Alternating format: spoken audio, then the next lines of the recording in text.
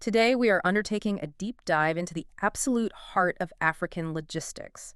We're analyzing a rivalry that is, frankly, fundamentally reshaping global trade routes, the high-stakes battle between Tanger Med in Morocco and the Port of Durban in South Africa. And this is a deep dive specifically tailored for high-level logistics executives for international investors. We're synthesizing some really critical reports here. We've got the World Bank, Transnet, the African Development Bank, UNCTAD, and a lot of specialized maritime market insights. Our goal today, it isn't just to compare container counts, that's surface-level stuff. We want to expose the fundamental strategic divergence between these two giants to really uncover the risk factors, the structural challenges, and the potential future landscapes that are driving multi-billion-dollar investment decisions. Right, because we're looking at two completely different logistics models here. I mean, they couldn't be more different. On one side, you have Tanger Med.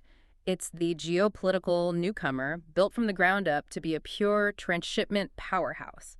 And it's sitting on maybe the most vital geographic nexus on the entire planet. And then on the other side, you've got Durban, Yeah. the traditional, essential Southern African heavyweight, a historical gateway port. But it's now grappling with, well, the severe chronic inefficiencies of an aging, state-controlled infrastructure system. Exactly. Which brings us to the core strategic question for you, the listener, the investor, and it's an inescapable one. Can Durban, this essential gateway for all of Southern Africa's industrial heartland, can it actually execute its massive, costly, and incredibly complex recovery plan? Can it overcome this persistent performance crisis? Or has Tanger Med the operational champion built on speed, seamless integration, and, as we'll see, digital superiority? Has it already established a permanent, insurmountable structural advantage? Is it really destined to become the undisputed Singapore of Africa? This divergence, frankly, is the crossroads for African trade stability over the next decade. Okay, let's unpack this rivalry. A good place to start is always with the raw, measurable data. The tail of the tape, so to speak. Let's talk scale and capacity. And when we look at just the sheer throughput numbers, Tanger Med has already established itself as a global container giant. Oh, absolutely. The latest volume data we have pegs TM's throughput back in 2020 at a really impressive 5,771,221 TEU. And that number, that 5.77 million, represented a significant year-over-year increase of plus 20%. A 20% jump. In that environment, that's huge. That volume figure, it speaks volumes about Morocco's success in consolidating regional dominance. It immediately made TM the leading container port in the entire Mediterranean basin. But what's perhaps even more significant for an investor is the concept of strategic overbuild. Strategic overbuild. What do you mean by that exactly? Well, Tanger Med didn't build capacity based on the immediate demand they had. Yeah. They built it to attract future demand. They built for the future, not for yesterday. So they were anticipating growth. Massively. The sources showed the total handling capacity of the entire port complex stands at a staggering 9 million TEU. 9 million. 9 million. So if you compare the 5.7 million TEU they actually handled against a 9 million TEU maximum capacity, you see immediate headroom. A lot of it. And what does that headroom signal to a major shipping line? It provides two key assurances. First, they can route massive volumes there immediately without ever fearing bottlenecks. The capacity is there, ready, and waiting. And second, it shows the port is positioned for sustained, high-volume growth without that immediate crisis pressure of needing to upgrade tomorrow. They built the infrastructure to be future-ready today, and that positions them as the absolute first choice for major international transshipment flows moving through the Strait of Gibraltar. And that model, that future-first model, stands in just stark contrast to Durban. Durban, according to all our sources, is operating deep within a crisis management scenario.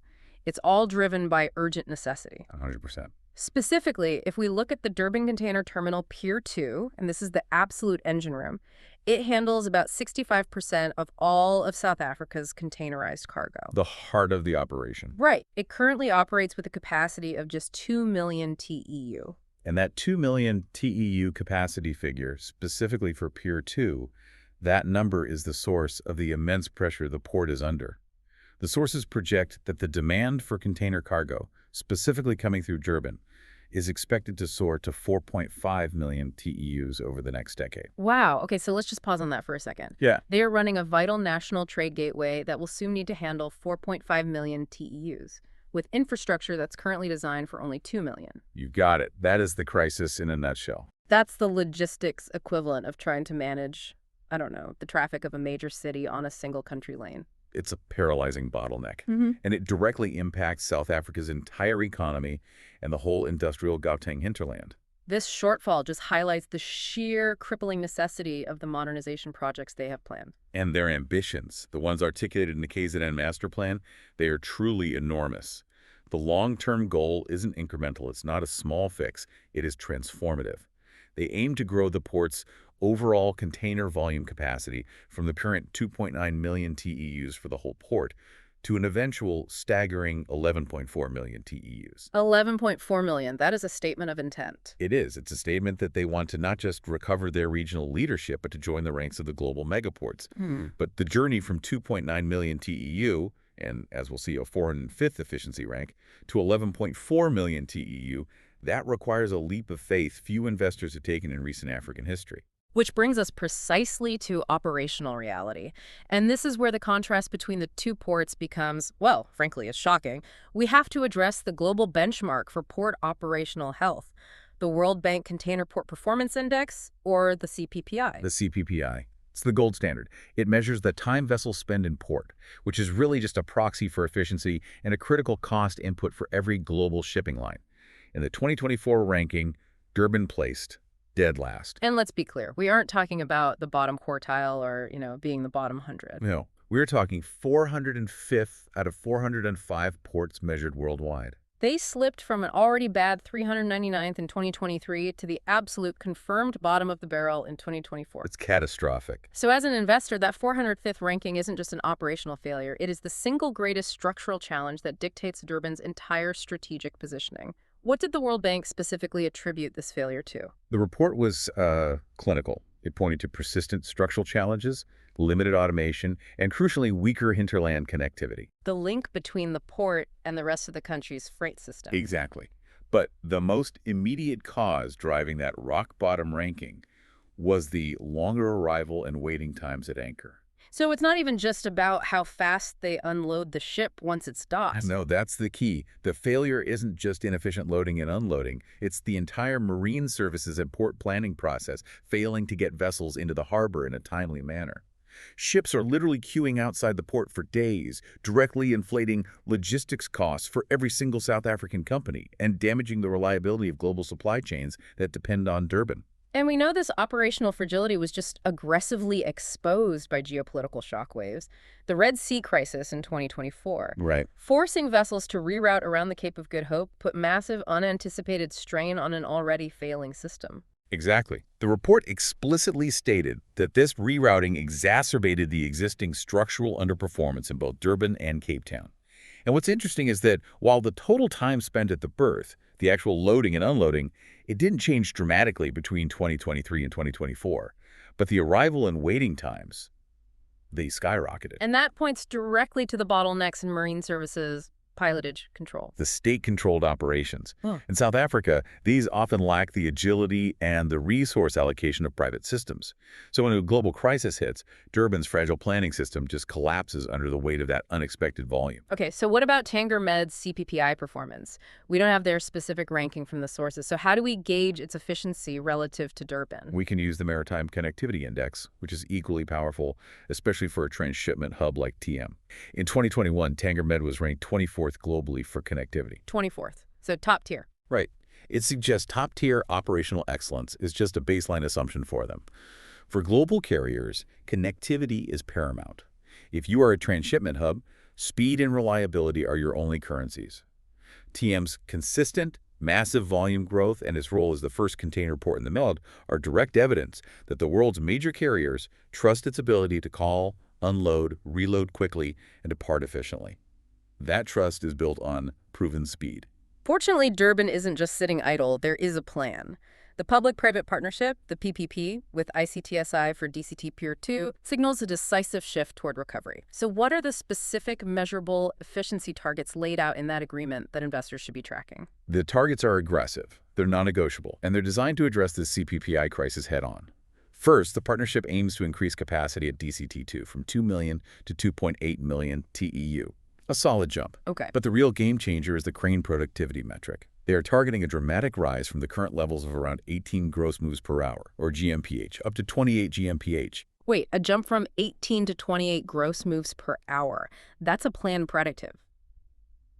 What, a 55% increase in productivity per hour? Yes. That fundamentally changes the economics of calling it Durban. What does achieving 28 GMPH signal to the market? Hitting 28 GMPH doesn't just pull Durban out of the global basement. It's not just about not being last. It signals a new productivity benchmark that regional rivals, Maputo, Lome, whoever, they must immediately respond to that. It means fewer delays, less vessel downtime, and a tangible reduction in logistics costs. Oh. The private partner, ICTSI, is mandated to leverage new equipment and advanced technology to guarantee this leap. And there's more. Right. Furthermore, they are aiming to double vessel working hours, pushing them from 60 to 120. Doubling the working hours. Essentially, they're trying to double the effective time they have to process a ship. This is a complete operational turnaround mandate, but I mean, the sheer size of that productivity leap highlights just how far behind they currently are. A huge gap to close. A huge gap. Now, let's shift the analysis from those efficiency metrics to the strategic foundation. Let's examine how each port leverages its unique geography and market focus to build a competitive moat. For Tanger Med, the strategic advantage is, well, its unassailable geography. It sits right on the Strait of Gibraltar. It's the world's ultimate maritime tollgate, isn't it? The strait is one of the busiest global waterways. It's the only natural deep water link between the vast Atlantic Ocean and the Mediterranean Sea. So Tanger Med wasn't built to primarily serve Moroccan domestic trade. It was built to intercept the world's east-west, north-south trade flows. Correct. TM is the transshipment champion of choice. That's its identity. Its primary function is to be an international connection point where containers from Asia or the Americas are dropped off for relay onto smaller feeder vessels serving Europe or West Africa. And this global ambition is reflected in its enormous connectivity dominance. We're talking direct maritime links to approximately 180 ports across 70 countries. That connectivity reinforces its role as a true global logistics hub. It does. But is there a risk that TM's success is simply geographically guaranteed? I mean, are they truly operationally efficient, or are they just collecting the natural transshipment volume that the Strait of Gibraltar forces them to handle? That's a really important question. But the sources indicate TM has gone far, far beyond simple geography. What creates their almost insurmountable competitive moat is the integrated industrial platform. It's what we're calling the gateway value add. It links high-value manufacturing directly to the port operations. Okay, let's scrutinize that integration, because that sounds key. The port complex is tightly integrated with a colossal 2,000-hectare industrial platform. This includes the Tanger Automotive City and the Tanger Free Zone. So this isn't just a port, it's an entire self-contained economic ecosystem designed for foreign direct investment, for FDI. Precisely. And this ecosystem hosts 1,100 tenants, including a stunning 14 of the world's 20 largest automotive suppliers. 14 of the world's top 20 auto suppliers. That is not just industrial gravity, that is strategic positioning at its finest. What's the scale of the output that's flowing through this dedicated pipeline? The numbers are massive. They're exporting 1.7 million Moroccan-manufactured vehicles annually from this zone. 1.7 million vehicles. And this integration, it shifts the competitive conversation entirely. Global manufacturers looking at Morocco, they aren't just measuring the cost per TEU, they're measuring total supply chain certainty, regulatory friction, and speed to market. And the integration streamlines the entire business setup. Yes, investors benefit from a genuine one-stop service. It drastically cuts the red tape that often plagues other African jurisdictions. They also get tailored tax incentives and guaranteed logistics integration. So this tight coupling of industrial output and port capacity, it guarantees a reliable base cargo volume, which makes TM resilient against fluctuations in pure transshipment flows. That integrated logistics model is just profoundly different from Durban's, which is primarily an import-export gateway dedicated to serving its domestic economy. On that note, are there any structural limitations or threats identified for Tanger Med in the sources we have? Based purely on the material, PM's operational environment appears structurally sound and very stable. There are no major efficiency bottlenecks or crises noted. Their reported risks revolve more around macro dependence on global trade volumes, which, every port faces, and the sustained commitment to ESG initiatives, which are ongoing investment costs. But operationally, the momentum is entirely positive. It's driving sustained expansion plans that confirm confidence in their model. Okay, now let's turn back to Durban. Durban is the essential southern gateway, a position of fundamental necessity. Yet it is currently under immense pressure. Its primary role is fundamentally different. It's the lifeline for South Africa's economy, connecting that industrial Gauteng heartland to global supply chains. And this essential domestic role is precisely what makes its current operational crisis so detrimental for the entire regional economy. And the external pressures are just compounding the structural failures. We already discussed how the Red Sea rerouting in 2024 exacerbated the situation. Right, forcing more ships around the Cape and just increasing those vessel waiting times at anchor. Exactly. But the deeper structural failure, the one that requires massive capital expenditure, that lies in the physical infrastructure of the berths themselves. The actual concrete and steel. That's the core issue, water depth. Durban's current berths operate beyond their original design specification regarding water depth. And what does that mean in practice for a modern shipping line? In practice, it's a major constraint on modern global shipping. The largest ships, the Superpost Panamax class, which dominate the global routes, they must currently occupy 2 berths simultaneously. 2 berths for one ship. 2 berths, which severely limits the overall port capacity and flexibility. This is a massive inefficiency multiplier baked right into the physical infrastructure. So the solution is the enormous Durban Port Deepening Project. Let's focus on the scope of that civil engineering undertaking. It is a huge project, an R12 billion undertaking, partially funded by the New Development Bank to the tune of 3.5 billion rand.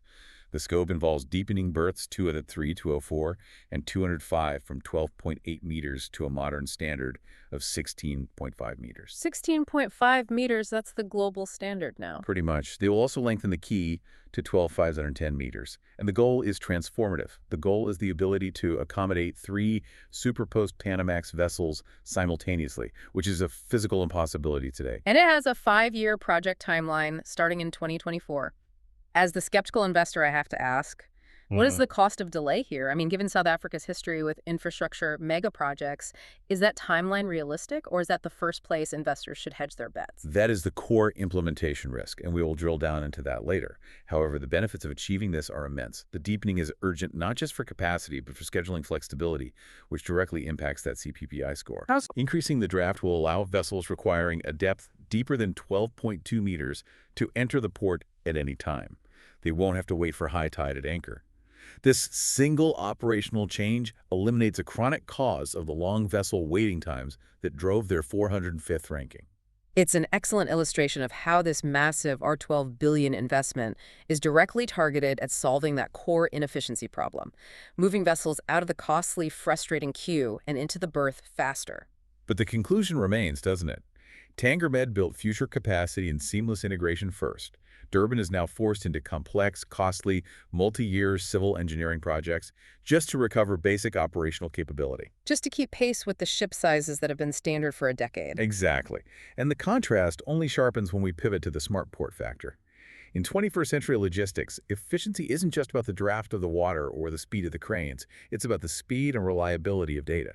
And here, we see a striking, already deployed digitalization divide that heavily favors Tanger Med. Right.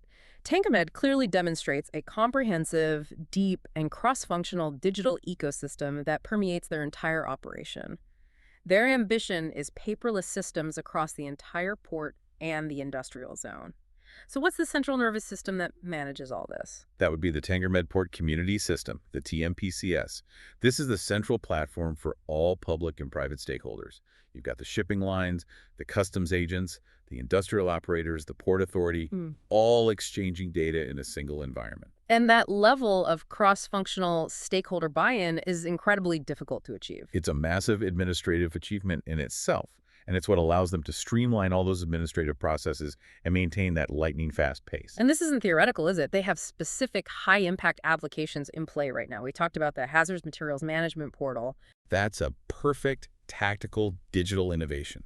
It is a fully paperless platform designed exclusively for processing dangerous goods declarations.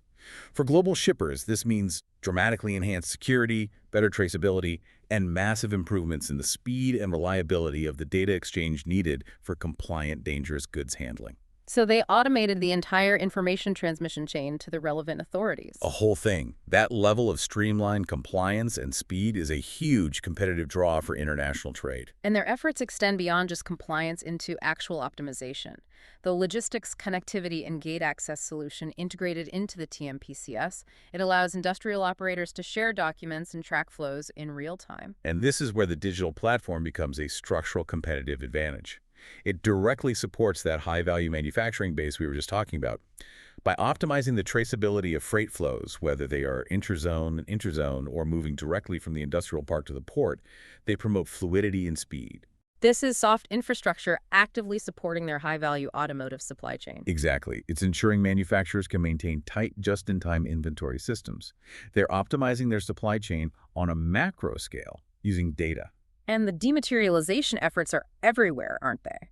Online check-in, booking access for passenger and vehicle flows, even the complete dematerialization of their internal purchasing process via platforms like iSupplier. But perhaps the most technical example is the customs integration with the EU. Yes, even highly complex regulatory areas have been digitized. Tanger Med automated the transmission of the Entry Summary Declaration, the ENS, to the European Union. So supply chain operators can now transmit that critical security declaration via the TMPCS to the first customs office upon entry into the EU, prior to the goods even arriving. That is pure logistics friction reduction. It is. They're leveraging digitalization to become the easiest, quickest place to do business in the entire region. Okay, now when we look at Durban, the narrative shifts from current implementation to future intent. The immediate digitalization pace appears heavily focused on infrastructure recovery and PPP management, rather than specifying these TM-style paperless, cross-functional platforms in the immediate term. The disparity is striking. I mean, while Transnet mentions its broad digital evolution and a push for data center readiness for a hybrid cloud, Right. which is necessary for any massive legacy migration, Sure. specific operational smart port applications comparable to TM's paperless real-time tracking portals are just notably absent in the current sources detailing the immediate recovery steps. Yeah. This confirms a significant digital deficit. However, the future strategy is entirely dependent on adopting advanced technology. The 25-year PPP with ICTSI for DCT Peer 2 explicitly relies on the implementation of new equipment and advanced technology to achieve those mandated productivity jumps, that target of 28 GMPH. And that is the critical distinction. For Tanger Med, digitalization is a proven operational fact that constantly reinforces its competitive edge. For Durban, advanced technology is a necessary future commitment. It's tied to a private investment that must be implemented successfully just to catch up to international standards. And the complexity of this leap, it just can't be overstated. So what are the specific challenges facing Durban in making that massive leap into hybrid cloud environments while dealing with the pressure of being ranked 4 on 5th? Well, they're dealing with legacy systems under intense pressure. Migrating state-controlled freight infrastructure, which relies on often decades-old software, manual processes, paper trails, to a unified, flexible digital environment like a hybrid cloud, is a multi-year effort. And it's rife with implementation risk. Exactly. They need to achieve comprehensive stakeholder buy-in from customs, port authorities, the rail operators at Transnet Freight Rail, all to eliminate the paper-based processes that currently cause so much friction. TM successfully navigated this by building the ecosystem from scratch. Durban has to retrofit this onto existing stressed infrastructure. So it signals serious intent, but it confirms the current deficit. And it raises questions about the feasibility of a rapid transition without deep operational disruption. The failure to detail specific paperless platforms confirms they are focused on core infrastructure, the cranes and the deepening first, with digitalization to follow. And that gives TM a massive, massive lead. Okay, so synthesizing this massive data, the efficiency gap, the strategic differences, the digitalization divide, what is the definitive outlook for the next 5 years? What is the so what for an investor deciding where to allocate capital in African logistics? The trajectory for Tanger Med is one of proven, low-risk, sustained growth. I think that's fair to say. TM is highly likely to continue dominating the transshipment market in the Mediterranean and Africa. Its goal of becoming the Singapore of Africa is entirely plausible. It's driven by its unparalleled strategic location on the Strait of Gibraltar, its massive existing capacity of 9 million TEU, and its competitive mode of integrated industrial manufacturing, particularly that automotive sector. And that soft infrastructure we talked about, the digital ecosystem, the commitment to high environmental standards like GHG reduction and circular economy projects, that makes the port resilient, doesn't it? Absolutely, this momentum is driving further expansion plans, cementing their role not just as a regional hub, but as a global standard setter. Now, for Durban, the path is far more high risk, high reward. Much more. Durban's ability to simply maintain its status as the essential Southern African gateway hinges entirely on the successful and timely implementation of those two mega-projects.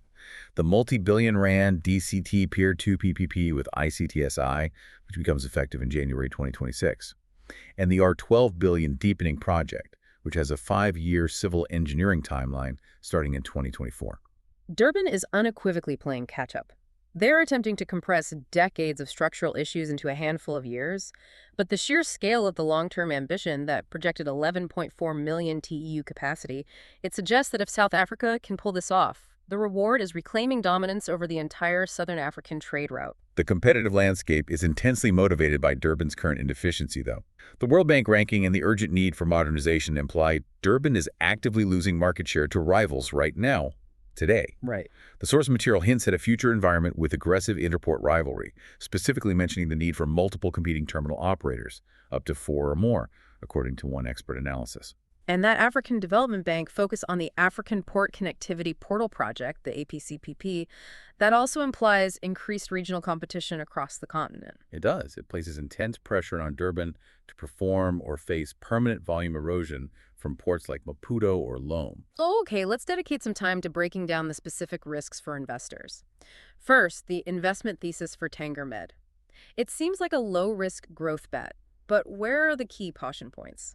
For TM, the risks are less about operational efficiency, they've proven that, and more about macrostructural factors and regulatory dependence. The primary operational risk is, of course, its heavy dependence on global trade and transshipment volumes. That makes it vulnerable to major unforeseen disruptions outside the strait. Although the current Red Sea rerouting shows the regional trade lane is pretty resilient, it's even shifting some volumes to nearby Spanish ports. That's true. Now, what about regulatory risk? This is the unique structural risk.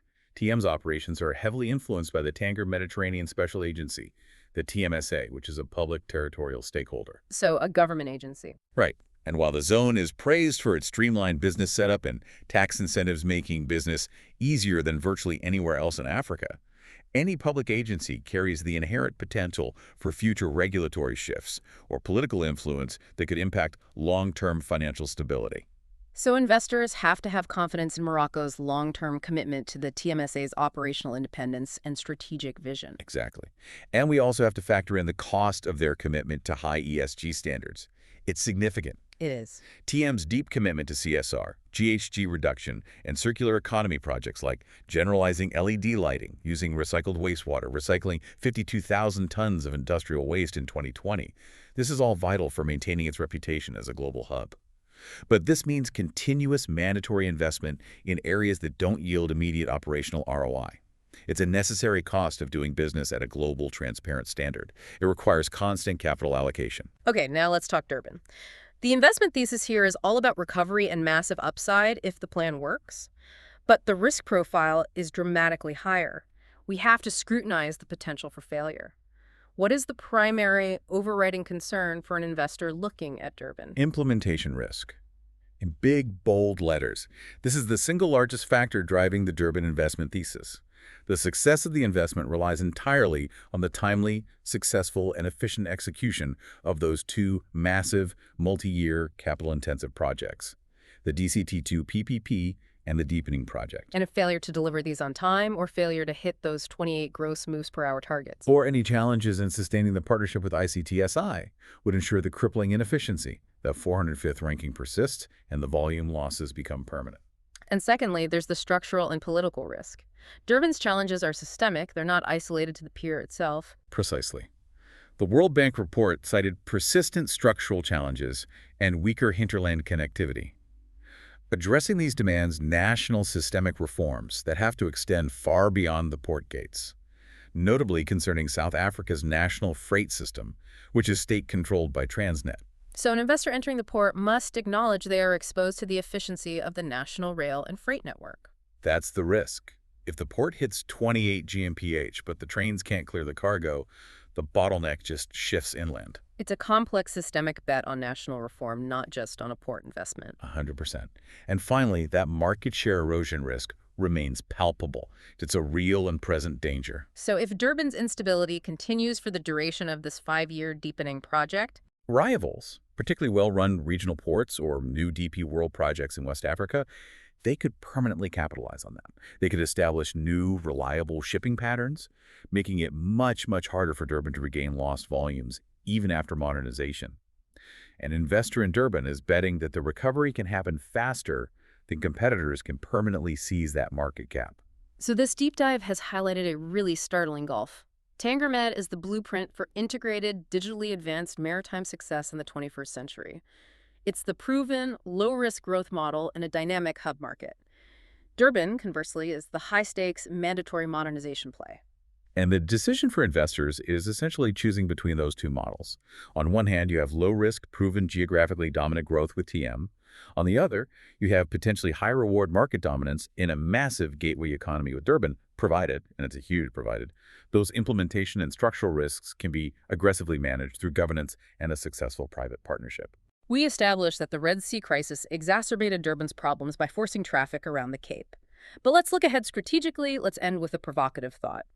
If, and this is a colossal if, Durban succeeds in implementing its mega projects, if it hits those 28 gross moves per hour, if the berths are deepened, and if it achieves that massive planned capacity of 11.4 million TEU, will this newfound operational capability and scale force global shippers to bypass smaller, less equipped regional competitors, consolidating volumes massively back in South Africa? Or, conversely, will the persistent structural issues outside the port, the challenge of migrating legacy digital systems, the need for national systemic rail reform, and that state-controlled hinterland connection, Yeah. will that keep the South African port system perpetually below its potential, making the 4th and 5th ranking a symptom of a deeper, unresolvable national logistics problem?